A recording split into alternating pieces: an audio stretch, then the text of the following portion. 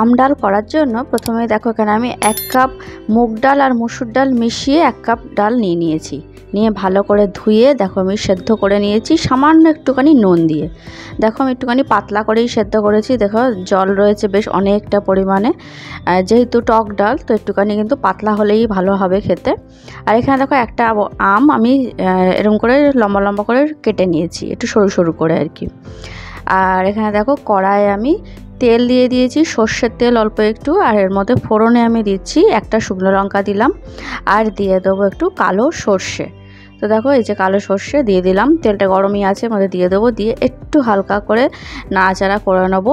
নিয়ে এইবারে এর মধ্যে আমি আমগুলো দিয়ে দেবো। তো আমগুলো সবটা দিয়ে একটুখানি হালকা করে নাড়াচাড়া করে নেবো তেলের সঙ্গে আর ফোড়নটার সঙ্গে ভালো করে মিশিয়ে নেবো। আমি এখানে রান্নাটা মুগ আর মসুর দুটো মিশিয়ে করেছি, তোমরা চাইলে কিন্তু শুধু মসুর ডাল দিয়েও রান্নাটা করতে পারো।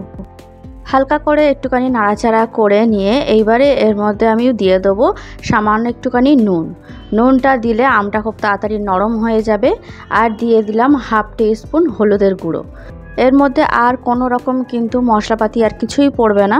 এইবারে আমি খুব ভালো করে নাড়াচাড়া করে নেব, নুন হলুদটাকে আমের সাথে ভালো করে মিশিয়ে নেব নাড়াচাড়া করে আর করে একটু হালকা করে একটুখানি ভেজেও নেব। জাস্ট হালকা একটুখানি ভাজা হয়েছে। তারপরে আমি ওই মিনিট 2 একটুখানি গ্যাসটা একদম সিম করে আমটাকে একটুখানি হালকা করে ভেজে নিয়েছি। নিয়ে তার মধ্যে দেখো আমি সেদ্ধ করা ডালটা দিয়ে দিলাম।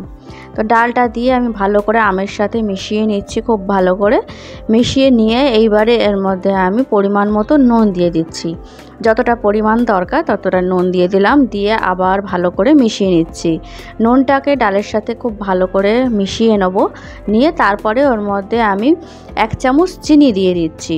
যেহেতু আম ডাল টক হবে, তো একদম পুরোপুরি টক হলে ভালো লাগে না ডালটা খেতে। হালকা একটু মিষ্টি ভাব আসলে তাহলে টক মিষ্টি ব্যাপারটা আসে, ওই ডালটা খেতে বেশি ভালো লাগে। যদি কেউ মিষ্টি পছন্দ না করো তাহলে মিষ্টিটা স্কিপও করতে পারো। তো মিষ্টিটা দিয়ে আমি 2 মিনিট একটুখানি গ্যাসটা সিম করে ফুটিয়ে নেবো। তো ব্যাস আমার আম ডাল কিন্তু একদম রেডি। ভিডিওটা ভালো লাগলে লাইক করে দিও, আমার চ্যানেলটা সাবস্ক্রাইব করে দিও। তাহলে আজকের মতন